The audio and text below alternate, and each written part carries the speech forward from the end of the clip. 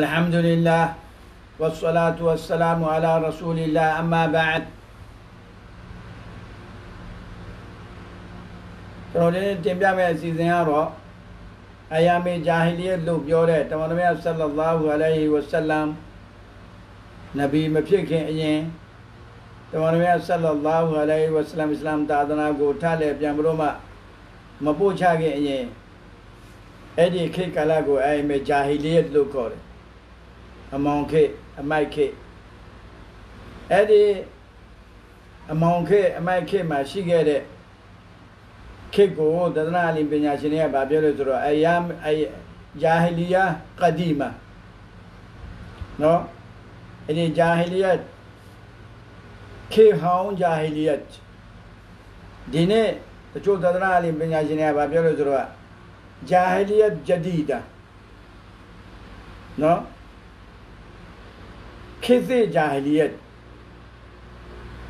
နော်အမောင်အမိုက်ခေတ်သစ်နော်ခေတ်သစ်အမိုက်ခေတ်နော်ခေတ်သစ်အမောင်ခေတ်ဒီနေ့ကျွန်တော်တို့ခေတ်ဟာဆိုလို့ရှိရင်ဂျာဟီလီယာဂျဒီဒါနော်ခေတ်သစ်အမောင်ခေတ်တမန်တော်မြတ်ဆလ္လာလာဟူအလိုင်ဟီဝါဆလမ်ပွင့်တော်မမူခင်အရင်အစ္စလာမ်သာသနာတော်ကိုပြန်လည်ပြီးတော့မှမပို့ချခင်အရင်အစ္စလာမ်သာသနာတော်ကိုပို့ချဖို့တော့ကျွန်တော်တာဝန်မပေးခင်အရင်အစ္စလာမ်သာသနာကတော့အာဒမ်အလိုင်အစ္စလာမ်ရဲ့ခေတ်ကနေရှိခဲ့တဲ့သာသနာအာဒမ်ဧဝကဘာဦးဖခင်အာဒမ်အလိုင်အစ္စလာမ်ရဲ့ခေတ်ကနေစပြီးတော့အစ္စလာမ်သာသနာစခဲ့တယ်လာရင်နဗီပေါင်း3,400ကိုအကြောင်းခံလို့မှတော့ရှင်များပို့ချခိုင်းတဲ့ခေတ်အသီးသီးမှာတမန်တော်ဆလ္လာလမ်ရဲ့ခေတ်မှာလည်းတမန်တော်ဆလ္လာလမ်ကအစ္စလာမ်သာသနာကိုပြန်ပြီးတော့မှမဟောကြားခင်အရင်ရှိခဲ့တဲ့အဲ့ဒီခေတ်ကိုအယာမေဂျာဟီလီယတ်လို့ခေါ်တဲ့အမောင်ခေတ်အမိုက်ခေတ်အဲ့ဒီအမောင်ခေတ်အမိုက်ခေတ်မှာရှိတဲ့နော်ခေတ်ဟောင်းအမိုက်ခေတ်မှာတို့ရဲ့မိုက်မဲမှုများအများကြီးရှိတယ်ကျွန်တော်တို့အများတင်ပြလေးရှိတဲ့وإذا الموءودة سئلت بأي ذنب قتلت သမီးတွေကိုအရှင်လာလာမြေမြုပ်တတယ်ဒီလူတွေဒီလောက်ဆိုးတဲ့လူတွေနော်အချင်းချင်းအသေးမွားကိစ္စတွေနဲ့ပဲစိတ်တွေအများကြီးတိုက်ကြတယ်တစ်ခုနှစ်ခုတော့ပဲကျွန်တော်တို့ပြောတယ်နော်ပညာရှင်တစ်ပါးကကျမ်းတစ်ခုထဲမှာဗာဆုထားတယ်ဆိုတော့ဒီမဲမှုတရားကျမ်းတစ်ခုထဲမှာပဲဆုထားတယ်مسائل الجاهلية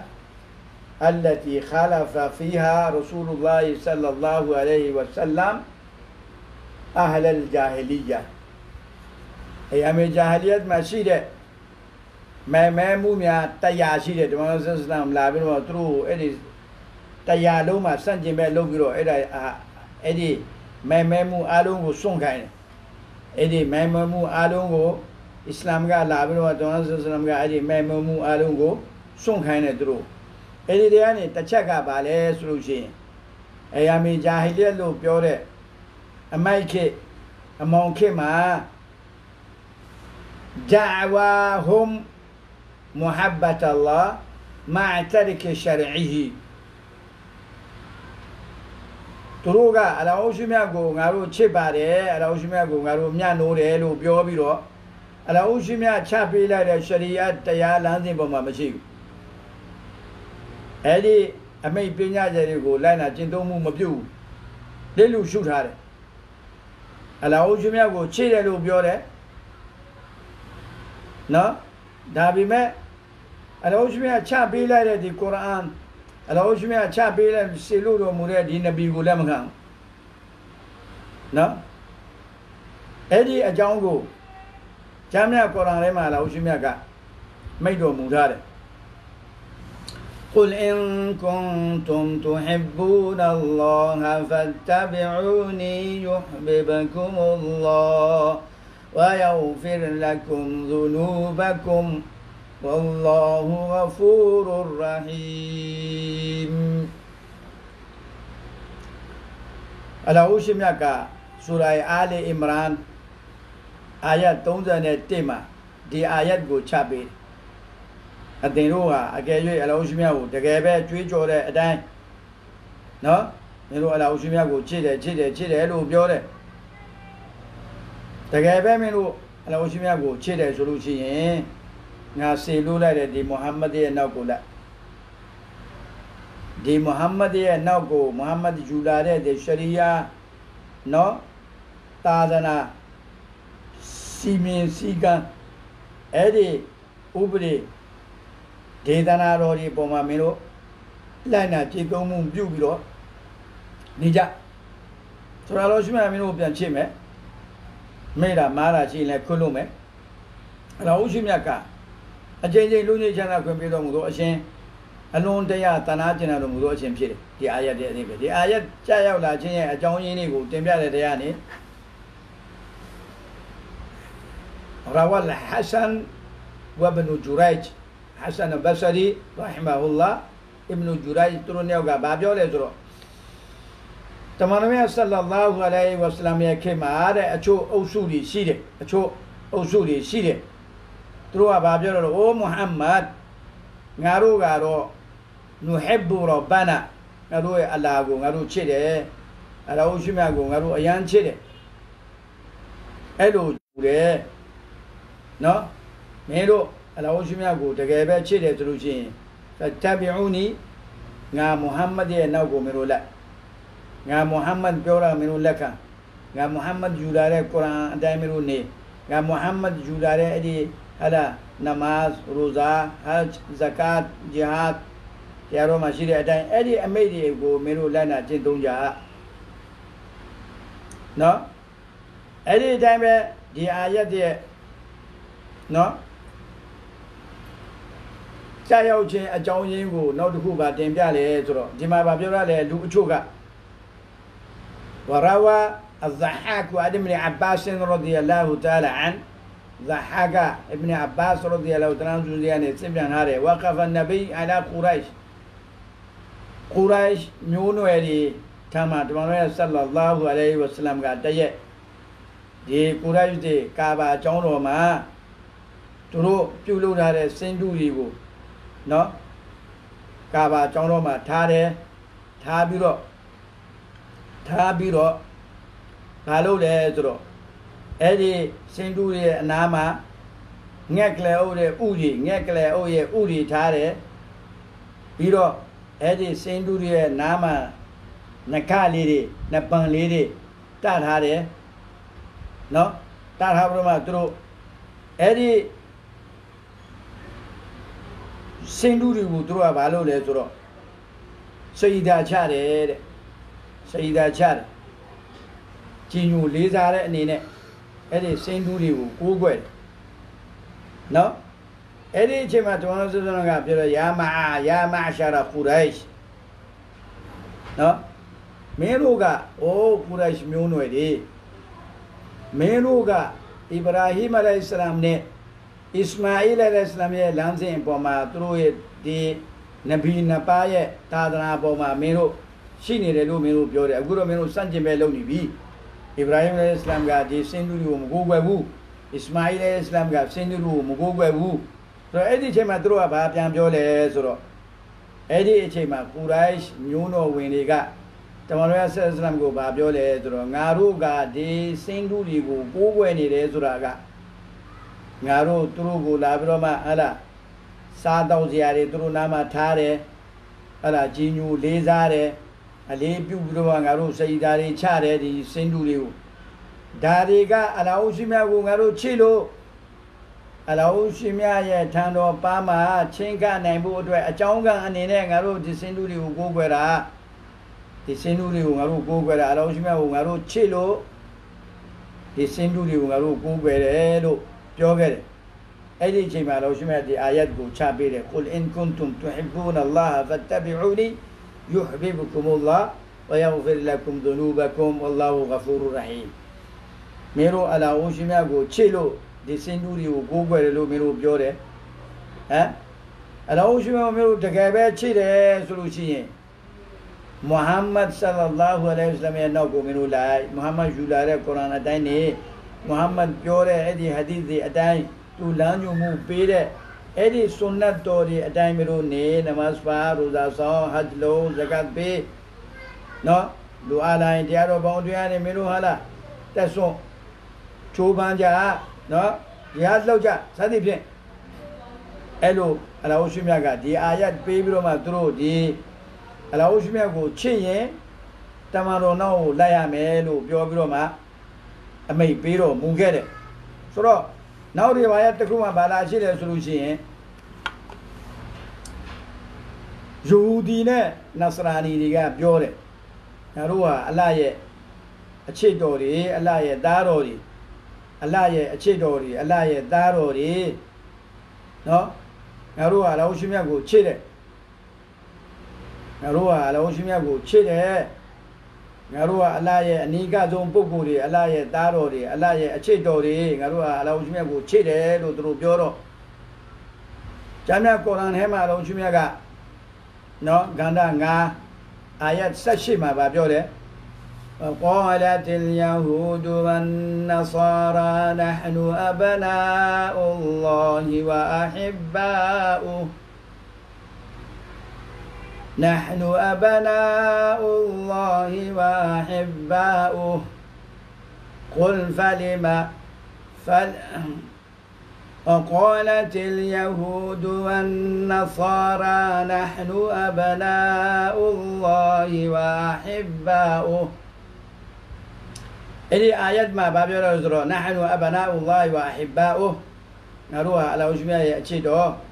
على وشمية تاروري على وشمية نرو تشيدي لو جويجوري ومحمد نروها على وشمية نرو ချစ်တယ်ငါတို့အရန်ချစ်တယ်အလ္လာဟ်ရဲ့သားတော်တွေဖြစ်တယ်အဲ့ဒီအချိန်မှာဒီအာယတ်ကြလာတယ်မင်းတို့အလ္လာဟ်ရှိမြတ်ကိုချစ်တယ်လို့ကြွေးကြော်တော်မဟုတ်လားအလ္လာဟ်ရှိမြတ်ကိုမင်းတို့ချစ်တယ်လို့မင်းတို့ကြွေးကြော်တယ်ဆိုလို့ရှိရင်ဒီအာယတ်ကိုမင်းတို့လိုက်နာကျင့်သုံးမင်းတို့ကြွေးကြော်မှုဟာမှန်ကန်မယ်ဗါလဲအလ္လာဟ်ရှိမြတ်ကိုမင်းတို့အကယ်၍ချစ်တယ်ဆိုလို့ရှိရင်မုဟမ္မဒ်ရဲ့နောက်ကိုလိုက်မုဟမ္မဒ်ယူလာတဲ့ဒီကုရ်အာန်အတိုင်းမင်းတို့နေမုဟမ္မဒ်ယူဆောင်လာတဲ့ဒီရှရီယာဟုတ်လားတရားတော်အတိုင်းမျိုးဟုတ်လားကျင့်ကြံလိုက်နာကျင့်သုံးအကောင့်တွေပေါ့နော်အဲ့ဒီမှာအာယတ်မှာဗာပြောလို့ဆိုလို့ချင်းفلما يعذبكم بذنوبكم فلما يعذبكم بذنوبكم မင်းတို့ယူဒီနစရာနီတွေပြောတယ်မင်းတို့ကအလ္လာဟ်ရဲ့အချစ်တော်တွေမင်းတို့ကအလ္လာဟ်ကိုလည်းချစ်တယ်အလ္လာဟ်လည်းမင်းတို့ကိုပြန်ချစ်တယ်မင်းတို့ကအလ္လာဟ်ရဲ့သားတော်တွေတကယ်တော့ရှိမြတ်ကြိုက်တဲ့လမ်းစဉ်ပေါ်မှာမင်းတို့ရှိတယ်လို့ပြောတယ်ဒါဆိုရင်အလ္လာဟ်ရှိမြတ်ကမင်းတို့ဘာဖြစ်လို့အဇပ်ပေးမလို့ပြောတယ်ကြာမနေကြရင်နောက်ပြီးတော့ဒုနီယာမှာလည်းမင်းတို့ကအဇပ်ပေးခဲ့တယ်မင်းတို့နော်အလ္လာဟ်ရှိမြတ်ရဲ့အမိန့်ကိုချိုးဖောက်လိုက်တဲ့အတွက်ကူနူခိရဒတန်ခါစီအင်ကူနူခိရဒတန်ခါစီအင်အလ္လာဟ်ရှိမြတ်ကစနေနေ့ကျရင်ငါမဖမ်းဘူးမင်းတို့ပြောထားတယ်အဲ့ဒီစနေနေ့ငါမဖမ်းပဲနဲ့နော်အလ္လာဟ်ရှိမြတ်ကိုနှစ်ပေါက်တစ်ပေါက်ရိုက်ပြီးတော့စနေနေ့ကျရင်ကျွင်းတွေတူးထားနော်ပိုက်တွေကာထားပြီးတော့ပိုက်တွေနဲ့ကျွင်းတွေတူးထားပြီးတော့မှထားရတယ်စနေနေ့ကျရင်ငါးတွေတက်လာတော့မဖမ်းဝဲနဲ့နောက်လည်းအဲ့ဒီကျွင်းထဲမှာငါးတွေကျနေမယ်ပိုက်တွေမှာခံနေမယ်တနင်္ဂနွေနေ့မှာတော့တပန်းနော်မင်းအဲ့ဒီအတွက်ကြောင့်အဲ့ဒီအမိတ်ကိုချိုးဖောက်တဲ့တဲ့ကြောင့်လောရှိမြတ်ကသူတို့ကိုမြောက်တော်ဝါအဖြစ်ပြုလုပ်ပေးလိုက်တယ်တိတ်ခါကြတဲ့မြောက်ဘဝကိုလောရှိမြတ်ပို့ပေးလိုက်နောက်အာယတ်တစ်ခုမှာဟုတ်လားဝဲတော်ဝါရှုပ်ပြောင်းပေးလိုက်တယ်လောရှိမြတ်ကအလောရှိမြတ်ရဲ့အမိတ်မနာခံတဲ့အတွက်ကြောင့်ချိုးဖောက်တဲ့အတွက်ကြောင့်မင်းတို့ကိုဝဲတော်ဝါနဲ့ရုပ်ပြောင်းပေးလိုက်တယ်မင်းတို့အားလုံးကိုဝဲတော်ဝါအဖြစ်လောရှိမြတ်ပြုလုပ်ပေးလိုက်တယ်နော်မြောက်တော်ဝါအဖြစ်လောရှိမြတ်ပြုလုပ်ပေးလိုက်တယ်မင်းတို့အကယ်၍အလ္လာဟ်ရှိမြတ်ရဲ့သားတော်တွေအလ္လာဟ်ရှိမြတ်ရဲ့အချစ်တော်တွေဆိုလို့ရှိရင်မင်းတို့ရဲ့ရှေ့ကြတဲ့ဟလာဘိုးဘင်းပေါစားတဲ့မင်းတို့တမိုင်းမှာမင်းတို့အလ္လာဟ်ရှိမြတ်ရဲ့အမိတ်ကိုချိုးဖောက်တဲ့အတွက်ဝဲတော်ဝါဘာကြောင့်ဖြစ်သွားတာလဲမြောက်တော်ဝါအဖြစ်အလ္လာဟ်ရှိမြတ်ဘာကြောင့်ပြောင်းပေးတော်မူလိုက်တာလဲမင်းတို့အကယ်၍အလ္လာဟ်ရှိမြတ်ရဲ့အချစ်တော်အလ္လာဟ်ရှိမြတ်ရဲ့သားတော်တွေဖြစ်မဲ့သူတို့ချင်းနော်အမှန်မှန်ကအလ္လာဟ်ရှိမြတ်က يغفر لمن يشاء ويعذب من يشاء بل أنتم بشر ممن خلق بل أنتم بشر ممن خلق الله شمع فانسين هذا تشال لوداري لوبه منو له لوداري به الله شمع شيروري لا يداروري مهوب منو نا بيرو الله شمع توي أوبريغا بالله يغفر لمن يشاء ويعذب من يشاء الله شمع ألورو شير لوريغو لوني شانا كم بيمه الله شمع ألورو مشي بوزلوجين الله شمع عذاب بيليمه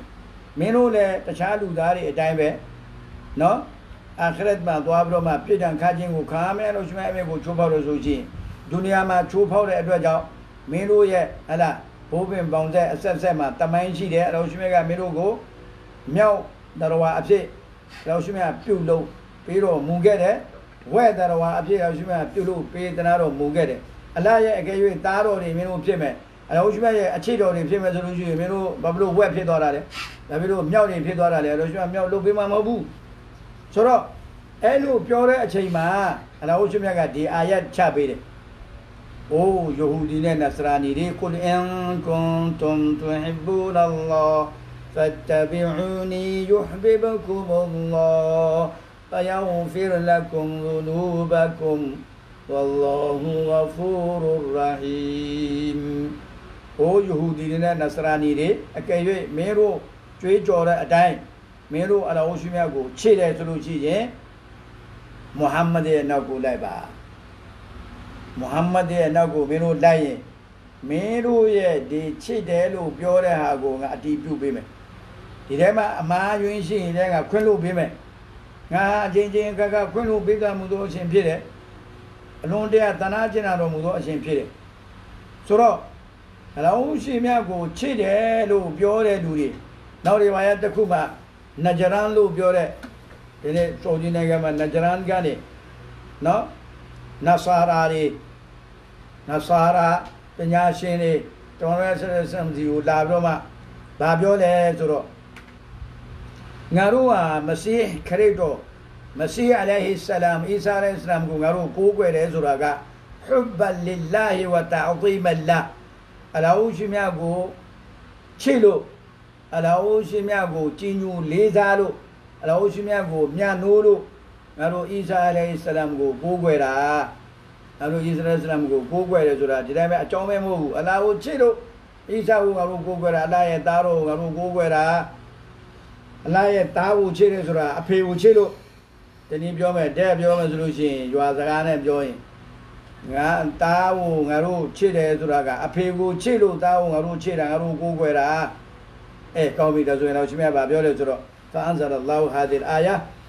ဗါလဲقل إن كنتم تحبون الله فاتبعوني يحببكم الله ဆိုတော့အယာမေဂျာဟီလီယတ်မှာဘာလုပ်လဲဆိုတော့သူတို့ငါတို့အလောရှင်မြတ်ကိုချစ်တယ်ကုရ်အာန်လည်းပြောတယ်ငါတို့ဟာနဟ်နူနဟစ်ဘူရဘ္ဘာနာ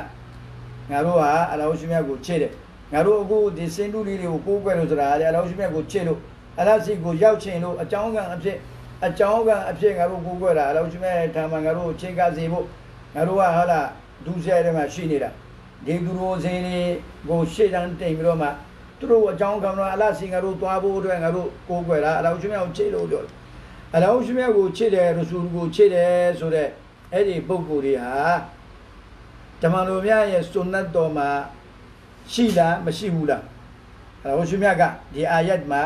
ချိန်ဝင်တစ်ခုပေးလိုက်တယ်အလောရှင်မြတ်ကိုချစ်တယ်လို့ပြောတဲ့လူကိုဘာနဲ့ချိန်ရမလဲဓမ္မတော်များဆလ္လာလဟ်အလိုင်းဝါဆလမ်ရဲ့ဆွန်နတ်တော်နဲ့ချိန်ရမယ်အလောရှင်မြတ်ချိန်ဝင်ပေးလိုက်ဖတ်တဘီအူနီငါနဗီမုဟမ္မဒ်ရဲ့နောက်ကိုမင်းတို့လိုက်ကြဒီနည်းပြောရင်အလောရှင်မြတ်ကမင်းတို့ငါ့ကိုချစ်တယ်လို့ပြောရင်ငါစေလို့လိုက်တဲ့မုဟမ္မဒ်ဆလ္လာလဟ်အလိုင်းဝါဆလမ်ရဲ့လမ်းစဉ်ပေါ်မှာမင်းတို့ရှောက်လမ်းမုဟမ္မဒ်ဆလ္လာလဟ်အလိုင်းဝါဆလမ်ယူလာတဲ့ကျမ်းမြတ်ကုရ်အာန်နဲ့မင်းတို့ကျမ်းမြတ်ကုရ်အာန်အတိုင်းမင်းတို့ဘဝကိုမင်းတို့ဟာလားရှောက်လမ်းစေမင်းတို့ဘဝကိုအဲ့ဒီဘဝမင်းတို့စောက်တည်ဓမ္မတော်ဆလ္လာလဟ်အလိုင်းဝါဆလမ်ရဲ့ဆွန်နတ်လမ်းစဉ်ပေါ်မှာမင်းတို့သွားတော့မင်းတို့ငါလည်းမင်းတို့ပြန်ချစ်မယ်မင်းတို့အမှားအယွင်းရှိတဲ့ငါခွင့်လို့ဆိုတော့အလောရှင်မြတ်ကိုချစ်တယ်ပြောတော့မှသူတို့ကဖာအဘောအန်ယကဘလူဟာဒီယဟူဒီတွေနဆရာနီတွေကူရိုင်းတွေကဘာလို့လဲအလာကိုချစ်တယ်လို့ပြောတယ်တမန်တော်ဆလ္လာလဟ်အလိုင်းဝါဆလမ်ရဲ့နောက်ကိုလက်ခိုင်းတော့ဘယ်သူမှလက်မခံတော့င ngaro Allahu chide lo di dai be chwe jo de da bai me Muhammad sallallahu alaihi wasallam ye nauk ko lai khai ro lai ba mero Muhammad ba pyo de ai nauk ko mero lai cha tama lo me lang sin atai mero twa ba lo pyo ro a lo sou kwa ba lo twa ja de let ma khan jaအခုလဲကျွန်တော်တို့ဒီအယံဂျာဟီလီယတ်ဂျဒီဒါမှာလာပြီးတော့မှကျွန်တော်တို့ဘာလာတွေ့လဲဆိုတော့ဘာပြောလဲဆိုတော့ငါတို့ကအာရှိကေရဆူလ်တွေငါတို့ကရဆူလ်ကိုချစ်တယ်အာရှိကေအီလာဟီအာရှိကေအီလာအာရှိကေရဆူလ်အာရှိကူရဘီနာဝအာရှိကူရဆူလီနာငါတို့ရဲ့အလ္လာဟ်ကိုငါတို့ချစ်တယ်ငါတို့ရဲ့ရဆူလ်ကိုငါတို့ချစ်တယ်ဒါပေမဲ့ငါတို့သွားနေတဲ့လမ်းစဉ်ကငါတို့သွားနေတဲ့လမ်းစဉ်ကတရီကာလမ်းစဉ်မျိုးတို့ရှရီယတ်အကြောင်းငါတို့လာမပြောနဲ့ရှရီယတ်ဆိုတာအခွန်အပေါ်ကနေဒီနမာဒ်ရိုဇာဟာဇကတ်ဒီအပေါ်ရန်အလုပ်တွေငါတို့မလုပ်ငါတို့အဲ့ဒါတစ်စိတ်မဝင်စားငါတို့လုံနေတာကတကယ်အနှစ်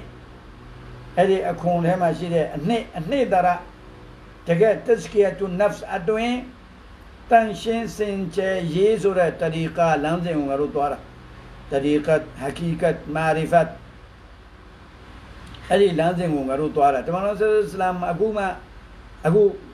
ကျွန်တော်တို့အခုပြောမယ်ဆိုလို့ရှိရင်သူတို့နဗီကိုချစ်တယ်အလ္လာဟ်ကိုချစ်တယ်လို့ပြောတယ်တကယ်တော့တမန်တော်ဆလ္လာလဟ်အလัยဟိဝါစလမ်ယူဆောင်တဲ့ကုရ်အာန်တိုင်းမျိုးနေနော်တမန်တော်ဆလ္လာလဟ်အလัยဟိဝါစလမ်ယူဆောင်တဲ့မျိုးနမတ်ပါမျိုးရိုဇာဆောက်မင်းဟဂျ်ပြုမျိုးဇကတ်ပေးमेरो अल्लाह लामा हाला तसुन हाला चोबा तमारो में लान से अटाई सुन्नत अटाई नेबा सोलुशन जरूर मने हो नमाज न फाऊ तरीका नमाज पढ़ से हम लोग रोजा सौं से आले हम लोग हज लोग से आले हम लोग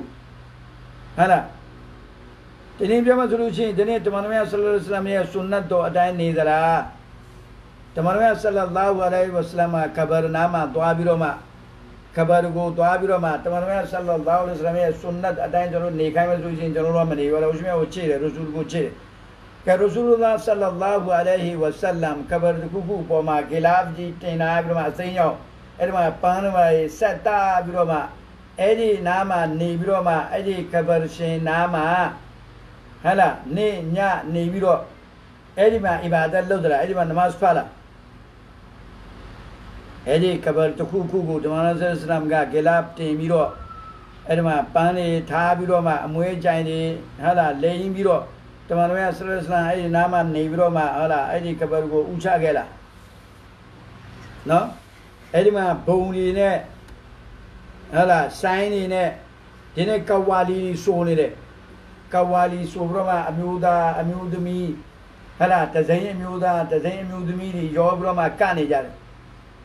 रक़्स निसाए मार रिजाल अय्याम जाहिलियत दे नो ऐदी मैं मुरिया ने तकु बाशिरी तरो अम्यूदा अम्यूदमी यो बिरो मा खोंजा में काजा में म्यूजा में प्योजा में टूजा में यूजा में अला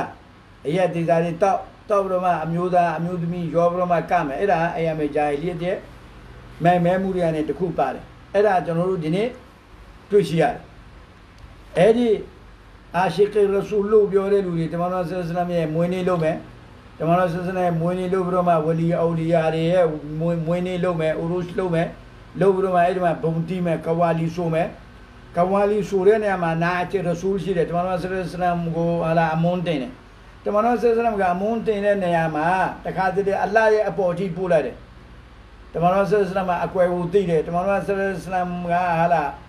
तमाम सल्लल्लाहु अलैहि वसल्लम गाबे कबाजी तो कुछ लोगों को हो फंसे था तो लो तमाम सिया ने हाला कुनी टाउ में ये हाला तमाम सिया ने हाला चलो लो के बा कुबा सदी में एडी नातिया मायरा रे पादरो तक एडी मा पा गजल इश्किया गजल सुरा अम्यूदमी तयाव ये असला दिया उतरो सो में अम्यूदमी तयाव ये हाला को खांदा मा शीरे असला दिया री को हाला अने हाला अप्यो अमाने यारी अजाऊं इनमा गजल मा ब्यो में इश्किया एदी इश्किया द चेनी सूरो मा हाला ओ बोने हाला तेने हाला ဒီ music တွေတီးပြီးတော့မှဒီနေ့ကျွန်တော်တို့ဘာလုပ်လဲဆိုတော့ကျွန်တော်တို့ကနေကြတယ်အမျိုးသမီးအမျိုးသားအကလုံးရောပြီးတော့မှဒီကဝါဒီဆိုတဲ့နေရာမှာခဏဂဇယ်လို့ပြောတဲ့ HKR တွေဆိုမယ်ဆိုပြီးတော့မှအဲ့ဒီပေါ်မှာကျွန်တော်တို့တွားနေတယ်နော်အဲ့ဒီအတီးအမုတ်ဆိုတာကအစ္စလာမ်ကတားထားတယ်ခဏကကျွန်တော်တို့ပြောမယ်တမန်တော်မြတ်ဆလ္လာလာဟ်အလိုင်းဝါဆလမ်ကိုဟာလားအလုံးအကျုံလွန်ကဲပြီးတော့မှနော်တမန်တော်ဆလ္လာအလ္လာဟ်ရဲ့ဆီဖတ်တွေအလ္လာဟ်ရဲ့ဂုဏ်တော်တွေကိုတမန်တော်မြတ်ကိုပေးမယ်နော်တမန်တော်မြတ်ဆလ္လာလာဟ်အလိုင်းဝါဆလမ်ကိုလူသားတယောက်ပုံစံမျိုးမဟုတ်ဘဲနဲ့တခါတည်းဟိုးလူသားဆိုတဲ့ဘောင်အပေါ်ကိုကြော်ပြီးတော့မှဖရစ်တာအဆင့်အထိကိုပို့လိုက်မယ်ဟလာနူရီမုဟမ္မဒ်လို့ပြောတော့တမန်တော်ဆလ္လာကိုဖရစ်တာပုံစံမျိုးဟလာလူသားအဆင့်ကနေကြော်ပြီးတော့မှဖရစ်တာအဆင့်အထိပို့လိုက်မယ်ပြီးတော့တချို့ကအလ္လာဟ်အဆင့်အထိကိုပို့လိုက်မယ်တချို့ကဘာပြောလဲဆိုတော့ကိယာမတ်နေ့ကျရင်အလ္လာဟ်ရှိမြတ်တမန်တော်ဆလ္လာလဟ်အလိုင်းဝါဆလမ်ကိုတဲ့အလ္လာဟ်ရှိမြတ်နဲ့တူတူအလ္လာဟ်ရှိမြတ်ရဲ့အာရှ်တော်မှာအလ္လာဟ်နဲ့တခါတည်းလုံးဝဒန်းတူတတရားတဲ့တနေရာထဲမှာဒန်းတူညီတူထိုင်စေတော်မူမယ်တဲ့တမန်တော်ဆလ္လာလဟ်အလိုင်းဝါဆလမ်ကိုအဲ့လိုပြောခြင်းအဲ့လိုတမန်တော်မြတ်ကလောရှိမြတ်ပေးရတဲ့အဆင့်တဲ့လူသားအဆင့်တွေကိုဘုရားမဖရိရှာတဲ့အဆင့်တွေကိုပို့ခြင်းအဲ့ဒါကိုပိုင်သလားခေါင်းကဘုံတီးခြင်းပိုင်သလားဟလားတေးဆိုခြင်းပိုင်သလားဘုံနဲ့တေးတဲ့ပြီးတော့အမျိုးသားအမျိုးသမီးဇိမ်းသားဇိမ်းအမျိုးသားအမျိုးသမီးဟောတာပေါင်းပြီးတော့မှကခြင်းပိုင်သလားနော်ဆိုတော့ဒီဟာတွေကတရားတော်မှာမရှိဘူးဆွန်နတ်တော်မှာမရှိတဲ့ဟာတွေလုပ်ပြီးတော့မှဗာပြောတယ်ငါတို့ကအလ္လာဟ်ရှိမြတ်ကိုချစ်တယ်ရဆူလ်ကိုငါတို့ချစ်တယ်နော်ဘာပြောလဲဆိုတော့ငါတို့တရီကာမှာတမန်တော်ဆလ္လာလာဟူအလိုင်းဝါဆလမ်ရဲ့ဒီရှရီယတ်အပေါ်မှာငါတို့လိုက်တာမဟုတ်ဘူးတချို့ကတဲ့ပြောတာတမန်တော်ဆလ္လာလာနဘူဝတ်မရခဲ့အရင်ကတဲ့ဟေရာတောင်မှာရှိတဲ့အဲလိုင်းကူမှာဝဟီအာယတ်တော်တွေမကြခင်အရင်ဘာအီဘာဒတ်လုပ်ခဲ့တယ်အဲ့ဒီအီဘာဒတ်ကိုငါတို့လုပ်တာမင်းတို့ကတော်တော်များနဗီဖြစ်ပြီးမှနမာဇ်ရိုဇာဟာဇ်ဇကာတ်ဒီလူတွေကိုပြတ်သားမှုဟဲ့လားနမာဇ်ဆောမယ်ရိုဇာဆောမယ်ဟဂျ်လုပ်မယ်ဇကာတ်ပေးမယ်ဥမရာလုပ်မယ်ကောင်းမှုတွေဒီဟာတွေကိုပဲမင်းတို့ကလာပြီးတော့မှအပြင်ပန်းဆိုင်ရာကိစ္စတွေဟိုမှာတမန်တော်ဆလ္လာလဟ်အလမ်ဂါရီဟီရာမာနဘူဝတ်နဗီမဖြစ်ခင်အရင်လုပ်ခဲ့တဲ့အဲ့ဒီအာမတရီကာလမ်းစဉ်တွေကိုငါတို့လိုက်အလ္လာဟူအက္ဘာကဲကောင်းပြီအခုကျွန်တော်တို့မေးချင်တာကနော်တမန်တော်မြတ်ဆလ္လာလာဟူအလိုင်းဝါဆလမ်ဂါရီဟီရာမာအီဘာဒတ်လုပ်ခဲ့တယ်နော်အဲ့ဒီအီဘာဒတ်ကအကယ်၍လုံလောက်တယ်ဒီနမာဇ်ရိုဇာဟာဇကာတ်ဘာမှမလိုတော့ဘူးဆိုလို့ရှိရင်ဘာလို့ဖို့တော်ရှိမြတ်ကနဗီအဖြစ်စေလို့ပြီးတော့မှအာကျမ်းမြတ်ကုရ်အာန်ဘာကြောင့်ချပေးလဲပြီးတော့တမန်တော်ဆလ္လာလဟ်ရဲ့ဟာဒီသ်တော်တွေကိုကုရ်အာန်နီးတူကုရ်အာန်နဲ့အမျှကုရ်အာန်ထဲမှာရှိတဲ့အမိန့်ပညာတွေနဲ့အမျှဟာဒီသ်တော်တွေမှာအဲ့လိုပညာတော်တွေကိုလို့ရှင်မြတ်တမန်တော်ဆလ္လာလဟ်အလိုင်းဝါဆလမ်ကအွမ်မတ်ကိုချပြတယ်အဲ့ဒီပညာတော်တွေကိုဘာလို့ချပေးတာလဲအကယ်၍အဲ့ဒီမရှိတဲ့အီဘာဒတ်ကလုံလောက်တယ်ဆိုလို့ရှိရင်မလုံလောက်တဲ့အတွက်ကြောင့်ကျမ်းမြတ်ကုရ်အာန်ကိုချပေးတယ်အရင်မှာရှိခဲ့တဲ့အဲ့ဒီကလေးဟိရမှာလို့တဲ့အီဘာဒတ်ကမလုံလောက်တဲ့အတွက်ကြောင့်ကုရ်အာန်ချပေးတယ်တမန်တော်ဆလ္လာလဟ်အလိုင်းဝါဆလမ်ရဲ့ဟာဒီသ်တော်တွေကိုတမန်တော်ဆလ္လာလဟ်အွမ်မတ်ကိုချပြတယ်ဆိုတော့ကျွန်တော်တို့အခုဘာလုပ်လဲဆိုတော့မိုင်မဲမှုကအရင်ကအယမေဂျာဟီလီယတ်မှာနော်အဲ့ဒါကြောင့်ဒီခေတ်တိဂျာဟီလီယတ်ကခေဟောင်းဂျာဟီလီယတ်တဲ့ပုံပေါ်မှာဆိုရဲဆိုတာကခိုးတော့ကသူတို့ရဲ့အိမ်မှာသူတို့ရဲ့အတိုင်းဝိုင်းမှာသူတို့ရဲ့ရွာမှာသူတို့ကပြီးတော့ပြီးပြီးရပြီးသူတို့အဲ့လောက်နဲ့ပဲပြီးသွားတယ်အခုကမဟုတ်ဘူးကိုယ့်ရဲ့ရက်ွက်မှာကိုယ့်ရဲ့ data မှာကပြီးတော့မှ Facebook မှာကတဲ့ကဘာကိုကြော်ညာတယ်ကဘာကိုပါကြော်ညာလဲတယ်ငါတို့ကအာရှိကေရဆူလ်ဒီငါတို့အတီးအမုတ်နဲ့ဟာလာတီးလုံးနဲ့ကပြီးတော့မှကဘာကိုကြော်ညာတယ်ငါတို့ကအာရှိကေရဆူလ်ငါတို့ကတမန်တော်ရဲ့ဆွန်နတ်တို့ကိုစန့်ကျင်တယ်ဆိုတာမျိုးတို့ကဘာကြည့်ငါတို့တမန်အလ္လာဟ်ကိုချစ်တယ်လို့ပြောတယ်အလ္လာဟ်ပေးတဲ့အမိန့်တိုင်းငါတို့မနေဘူးတမန်တော်မြတ်ကိုချစ်တယ်လို့ပြောတယ်တမန်တော်မြတ်ဆွန်နတ်တော်တိုင်းငါတို့မနေဘူးနော်တမန်တော်ဆလ္လာလဟ်အလိုင်းဝါဆလမ်ကပြောတယ်မျိုးတို့ကဘာရနာမှာသွားပြီးတော့မှစိတ်တမလုံးနဲ့ကဘာရနာမှာသွားပြီးတော့နမတ်သမဖာနဲ့ကဘာရနာမှာသွားပြီးတော့မှအလှူတိုင်းသမလုံးနဲ့ကဘာရနာမှာသွားပြီးတော့မှဒွါသမတောင်းနဲ့ကဘာရနာမှာသွားပြီးတော့မှဒရဝါရီသမလီနဲ့ငါတို့ကတမန်တော်မြတ်ဆလ္လာလဟ်အလိုင်းဝါဆလမ်ရဲ့ဒီအမိန့်ပညာချက်တွေအားလုံးကိုစွန့်ပြီးတော့မှဗာပြောလို့ဆိုတော့ငါတို့ကတမန်တော်မြတ်ကိုအခြေဆုံးပုဂ္ဂိုလ်တွေအာရှိခေရဆူလ်တွေ ngaro Allah ura chere Rasul ura chere ngaro atwin ban sanya ngaro sai nalo da tan wa bi ya bi ngaro nero di amai pinya je de ba ma lu ro ngaro ji ma parda le ma lu ro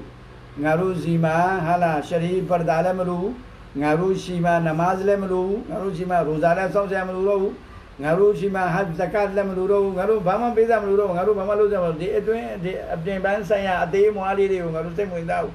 ngaro sai mwen da ga sai na long da ko tam chan on lo lai me no tazkiyatun nafs tazkiyatun nafs dine tazkiyatun nafs lo pyo pi ro ma di loတရားတော်နဲ့စန့်ကျင်တဲ့ပုံစံနဲ့တွားနေတယ်ဆိုတဲ့ပုဂ္ဂိုလ်တွေရတယ်ဘယ်ကနေစပြီးတော့မှထွက်သွားတာလဲတဆောဝုဖ်ကနေစပြီးတော့မှထွက်သွားတာတဆောဝုဖ်စလို့ရင်းနဲ့တဆောဝုဖ်ရဲ့လမ်းစဉ်ကနေအဲ့ဒီရှရီအတ်ခုနကမာရီဖတ်တရီကတ်ဟကီကတ်ဆိုပြီးတော့မှလုံးဝရှရီအတ်နဲ့စန့်ကျင်တဲ့ဘက်ကိုသွားတယ်နောက်ပြီးတော့ကဘာကိုလည်းကြော့ညတယ်အဲ့တော့အရှက်တရားဘယ်တော့ခေါင်းပါလာလဲဆိုတာကိုကြည့်ကဘာကိုကြော့ညတယ်ငါတို့အာရှိခ်ရဆူလ်ဒီဘုံနဲ့တီးနဲ့ဆိုင်းနဲ့ကပြီးတော့မှငါတို့ကဘာကိုပြနေတယ်အလ္လာဟူအက္ဘာအဲ့ဒီတော့ကြောင့်အယာမေဂျာဟီလီယတ်မှာအချက်တစ်ချက်ပါရှိလဲငါတို့အလောရှမြတ်ကိုချစ်တယ်လို့ပြောတယ်အလောရှမြတ်ရဲ့အမိန့်ကိုမနာခံဘူးငါတို့ရဆူလ်ကိုချစ်တယ်လို့ပြောတယ်ရဆူလ်ရဲ့အမိန့်ကိုမနာခံဘူးအဲ့ဒီခေတ်မှာရှိခဲ့တဲ့အဲ့ဒီယဟူဒီနစရာနီတွေပြီးတော့ကူရိုက်ကိုဖာတွေကူရိုက်မျိုးနွယ်မှာရှိတဲ့ကာဖယ်ရီရဲ့အဲ့ဒီအကျင့်ဇယိုက်အကျဉ်းစိုးဇယိုက်စိုးမိုင်မဲမှုအဲ့ဒါဒီနေ့ကျွန်တော်တို့ရဲ့ခေတ်မှာမြောက်များစွာကျွန်တော်တို့တွေ့နေရတယ်အဲ့ဒါတွေဟာကျွန်တော်တို့ပြန်ပြီးတော့မှအကယ်၍အလောရှမြတ်ကိုခြေတယ်ဆိုလို့ရှိရင်အလောရှမြတ်ချပေးလိုက်တဲ့ကုရ်အာန်အတိုင်းနေဖို့ကျွန်တော်တို့ကြိုးစားရမယ်တကယ်ပဲရဆူလ်ကိုကျွန်တော်တို့ခြေတယ်ဆိုလို့ရှိရင်ရဆူလ်ရဲ့တရီကာလမ်းစဉ်ဆွန်နတ်အပေါ်မှာကျွန်တော်တို့အသက်ပေးလိုက်ရမယ်လိုက်နာရမယ်ကျင့်သုံးရမယ်အကောင့်ထဲပေါ်ရမယ်တမန်တော်ရဲ့ဆွန်နတ်မိုက်တာတခုမှမရှိဘူးကဘာရမသွားပြီးတော့မှကဘာနာမှာသွားတာကုန်နေလဲလီးမယ်ကဘာနာမှာသွားပြီးတော့မှပန်းနေတွတ်ထားမယ်ကဘာနာမှာသွားပြီးတော့မှဟိုမှာသူတို့စင်းကိုရှိခိုးမယ်သူတို့စင်းကိုသွားပြီးတော့မှစိတ်ဓာတ်ချမယ်အဲ့ဒီမှာယောက်ျားမိန်းမယောကိုတောကိုဟာလားတရမို့နေရမို့တပတ်ဟာလားကျွန်တော်တို့အဲ့ဒီမှာသွားပြီးတော့မှယောကိုတောကိုဘာမှပရဒါမရှိဘူးဘာမှအဲ့လိုအခြေအနေမျိုးမှာကျွန်တော်တို့သွားမှဆိုလို့ရှိရင်ကျွန်တော်တို့ဆွန်နတ်တော်ကိုစန့်ကျင်ရရောက်သွားလိမ့်မယ်ဆွန်နတ်တော်ကိုကျွန်တော်တို့စန့်ကျင်ရရောက်သွားလိမ့်မယ်ကျွန်တော်အလ္လာဟ်စီမှာရောက်မှာမဟုတ်အလ္လာဟ်စီမှာကိုကျွန်တော်တို့ချစ်ရင်တမန်တော်ဆလ္လာလ္လာဟ်ရဲ့ဆွန်နတ်တော်ကိုကျွန်တော်တို့အကောင့်ထဲပေါ်ရမယ်တမန်တော်ဆလ္လာလ္လာဟ်ရဲ့အကောင့်ထဲမပေါ်ဘူးဆိုလို့ရှိရင်ဒါကတော့လုံးဝအလ္လာဟ်စီမှာလက်မခံနိုင်တဲ့ဟာပဲဘာကြောင့်လဲဆိုတော့အလ္လာဟ်စီမှာရဲ့အမိန့်ကိုချိုးဖောက်မယ်ရဆူလ်ရဲ့အမိန့်ကိုချိုးဖောက်မယ်ပြီးတော့အလ္လာဟ်နဲ့ရဆူလ်ကိုချစ်တယ်လို့ပြောမယ်ဒါကတော့ဘယ်အချိန်မှဘယ်အတွေးခေါ်မှဒါကိုလက်ခံလို့နိုင်မှာမဟုတ်ဘူး။ဘာကြောင့်လဲဆိုတော့အကယ်၍မင်းတို့အလ္လာဟ်ရှင်မြတ်ကိုချစ်တာမှရင်အလ္လာဟ်ရဲ့ကုရ်အာန်အတိုင်းမင်းတို့နေမယ်တမန်တော်ဆလ္လာလ္လာဟ်ကိုချစ်တယ်ဆိုလို့ရှိရင်တမန်တော်ဆလ္လာလ္လာဟ်ရဲ့လမ်းစဉ်အပေါ်မှာဆွန်နတ်အပေါ်မှာနေမှာဖြစ်တယ်။အဲ့ဒီကြောင့်ကြပြဆရာကပြောလို့ဆိုတော့တာအဆလ်အီလာဟာဝအန်တာတူဇဟီရူဟူဘဟူتعصي الإله وأنت تظهر حبه هذا لعمري في القياس بديع لو كان حبك صادقا لأطعته إن المحب لمن يحب مطيع ألا وشير ربيوري ألا يقرأنا سانجيني تمانوية وشير ربيوري تمانوية سنة سانجيني تارو تكي هلاအတိတ်တရားနဲ့စမ်းကျင်နေတယ်ဗျာတဲ့တကယ်ခမည်းအလ္လာဟ်ရဲ့အလ္လာဟ်ကိုချစ်တယ်ဆိုလို့ရှိရင်အလ္လာဟ်အမိန့်ကိုခမည်းနာခံမှာတဲ့ရဆူလ်ကိုခမည်းချစ်တယ်ဆိုလို့ရှိရင်ရဆူလ်ရဲ့ဆွန်နတ်ကိုခမည်းအကောင့်ထဲပေါ်မှာတဲ့တောင်းဆလီလာငါဝအန်တာတူဟီရူဟူဘန်ဟူهذا لعمري في القياس بديع لو كان حبك صادقا لأطعته إن المحب لمن يحب مطيع အဲ့ဒီတော့ကျွန်တော်တို့အလ္လာဟ်ရှင်မြတ်ကိုချစ်ရင်ကုရ်အာန်အတိုင်းနေရမယ်ရဆူလ်ကိုချစ်ပြီဆိုလို့ရှိရင်ရဆူလ်ရဲ့ဆွန်နတ်အတိုင်းနေဖို့အတွက်ကျွန်တော်တို့ကြိုးစားမယ်ကျွန်တော်တို့အဲ့ဒီတိုင်းနေဖို့အလ္လာဟ်ရှင်မြတ်အားလုံးကိုစွမ်းပေးပါစေတကယ်ကုရ်အာန်နဲ့ဟာဒီသ်နဲ့နော်ကိုင်းကြီးအောင်ကျွန်တော်တို့ဘဝကိုစောင့်တင်နေတဲ့စွမ်းအားအလ္လာဟ်ရှင်မြတ်ပေးတော်မူပါစေဝါခရူဒါဝါနာအလ်ဟမ်ဒူလ illah ရဘ်ဘီလ်အာလ